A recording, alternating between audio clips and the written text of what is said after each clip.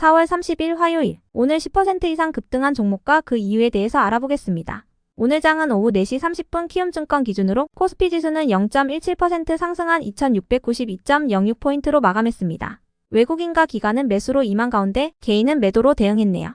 한편 코스닥 지수는 0.09% 하락한 868.93포인트로 마감했습니다. 외국인과 기관은 매도로 임한 가운데 개인은 매수로 대응했습니다. 그럼 본격적으로 오늘의 급등 종목들을 살펴볼게요.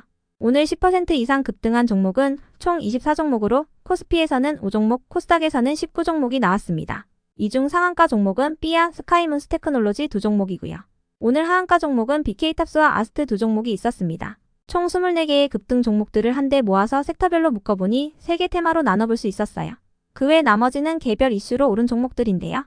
먼저 1번 화장품 섹터입니다. 일본에서는 4월 말부터 5월 초까지 최대 10일 동안 쉴 수 있는 골든 위크가 시작되었습니다. 중국도 5월 1일부터 5일까지 이어지는 노동절 연휴를 앞두고 있어 한국을 찾는 관광객들이 늘고 있다고 전해졌어요. 일본 여행객 중 20%는 올해 황금 연휴 때 방문할 나라로 한국을 꼽았으며 중국인들은 최근 한국을 오가는 항공 운임이 하락세를 보이고 있어 한국 관광을 선호하고 있다고 하는데요. 이러한 분위기 속에서 최근 LG생활건강이 시장 예상치를 상회하는 실적을 발표한 부분과 어제 아모레퍼시픽의 호실적 소식도 동반되면서 화장품 관련주들이 강세를 이어간 모습이었네요. 많은 화장품 관련주 중에서도 최근 신규 상장한 삐아의 매수세가 강하게 몰린 모습이었습니다. 다음은 이번 전력설비 전선 섹터입니다. AI 산업의 급성장과 구리 가격의 상승 속에서 전력설비 및 전선 관련주들의 강세가 이어지고 있습니다. 지난주 금요일 런던 금속거래소에서 구리 선물 3개월물의 가격은 톤당 10,031.5달러를 기록했으며 2022년 4월 이후 처음으로 1만 달러를 돌파했는데요. 이와 더불어 저번 주에 바이든 행정부가 향후 5년간 미국 내에서 16만 킬로미터 규모의 송전선을 개선하겠다고 발표했던 부분에 대한 기대감도 전선 섹터에 지속 호재로 작용되는 모습이었네요. 백악관은 미국 전력망 강화와 청정에너지 관련 일자리의 확대, 전력 부문으로 인한 환경오염 축소를 위한 주요 조치들을 발표했는데요. 여기에는 향후 5년간 송전선을 업그레이드하겠다는 내용이 포함되었습니다. 다음은 3번 자율주행 섹터입니다. 어제 테슬라가 중국 내 완전 자율주행 상용화를 위해 중국 최대 IT 기업인 바이두와 파트너십을 체결했다는 소식이 전해지면서 15%대의 강세로 마감했습니다. 이러한 모습에 시장에서는 테슬라의 중국 내 완전 자율주행 소프트웨어 도입 가능성이 커졌다고 보고 있는데요.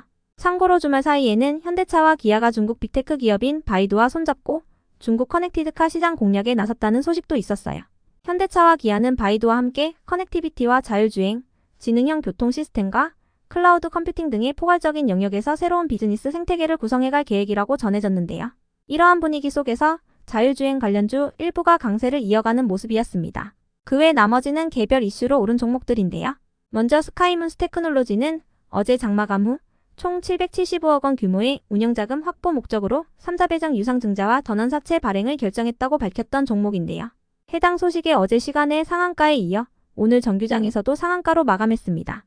이어서 제일MNS는 오늘 코스닥 시장에 신규 상장한 기업인데요. 제일MNS는 2차전지 믹싱 장비 및 믹싱 시스템 전문 업체로 장중 최고 87%까지 급등했지만 종가는 공모가 대비 22% 상승한 가격으로 마감해 주었네요. 다음으로 카이노스메드는 자체 개발한 에이즈 치료제가 포함된 중국 내 1분기 매출이 전년 동기 대비 177% 증가했다고 밝히면서 상승했습니다. 해당 치료제는 카이노스메드의 중국 파트너사인 장수 아이디가 중국 내에서 판매하고 있는데요. 장수 아이디가 발표한 1분기 에이즈 치료제 매출은 약 67억 7천만 원을 기록했다고 전해졌습니다. 이어서 마이크로 디지털과 JLK가 상승했는데요. JLK가 인도네시아 최대 병원에 의료 AI 솔루션을 공급한다는 소식 속 강세를 보이면서 바이오 헬스케어 기업인 마이크로 디지털도 함께 상승한 것으로 추정됩니다. 이와 관련하여 JLK의 김동민 대표는 인도네시아는 약 2억 8천만 명의 인구 대국이라며 동남아 의료 AI 시장 진출의 전초 기지가 될 것이라 전했습니다. 다음으로 스맥은 국내 최대 생산제조 기술 전시회인 심토스 2024에 참가하여 반도체 특화 및 공작기계와 자동화 장치를 주요 콘셉트로 한 전시가 호평을 받으면서 강세를 보였다고 알려졌고요. 이어서 한싹은 1대1 무상증자로 인한 권리락 효과의 강세를 이어간 것으로 파악됩니다. 한싹은 지난주 금요일 장마감 후 월요일에 무상증자 권리락 효과가 발생한다고 공시한 바 있습니다. 한편 삼부토건이 상승할 만한 호재나 공시는 파악되지 않았지만 최근 이스라엘과 하마스의 휴전 가능성이 부각되고 있으니 참고해 주시고요. 이어서 네오이문텍은 오는 5월 31일부터 6월 4일까지 미국 임상종양 학회에서 병용 임상 및 비임상 시험 결과에 대해 3건의 포스터를 공개할 예정이라는 소식이 지속 호재로 작용된 모습이었습니다. 다음으로 선익시스템이 상승했는데요.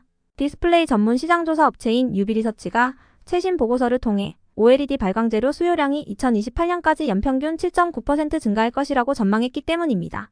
보고서에 따르면 삼성전자가 갤럭시 A 보급형 제품에 리지드 OLED를 적용하면서 기존에 감소할 것으로 예상됐던 삼성 디스플레이의 리지드 OLED 출하량이 증가한 것으로 분석했으며 애플의 아이패드를 비롯한 IT 기기에 OLED가 탑재된 점도 OLED 수요량 증가 요인으로 분석했는데요. 이러한 소식 속 아바코가 선익 시스템과 함께 중국 BOE의 IT 제품용 8.6세대 OLED 진공 증착 물류 장비를 수주했다는 소식도 전해지면서 선익 시스템을 비롯한 OLED 관련주들이 시장에서 주목받은 모습이었습니다. 선익 시스템이 증착기를 만들고 아바코는 여기에 필요한 진공 증착 물류 장비를 공급할 것으로 알려졌으니 참고해주세요. 이어서 시스템 반도체 설계 전문 기업인 코아시아는 미국 생성형 AI 반도체 플랫폼 개발 전문 기업과 고성능 컴퓨팅형 생성형 AI 반도체 설계 개발 및 시제품 공급 계약을 체결했다고 밝히면서 강세로 마감했고요. 다음으로 브릿지 바이오 테라피틱스는 언론을 통해 리가캠 바이오 사이언스가 이번 주주 배정 유상증자의 배정 물량의 전량 청약을 적극 검토 중이라고 밝히면서 상승했습니다. 김용주 리가캠 바이오 사이언스 대표는 브릿지 바이오 테라피틱스의 전략적 투자자로 장기적인 협력 관계를 고려하여 이번 주주 배정 유상증자 참여를 검토하고 있다고 전해졌습니다. 끝으로 오늘은 하한가를 간 종목도 2개가 있었는데요. 먼저 BK탑스는 저번 주 금요일 장마감 후 상장 폐지 공시가 올라오면서 정리매매 첫날 급락세로 마감했습니다. BK탑스의 정리매매 기간은 오는 5월 10일까지입니다.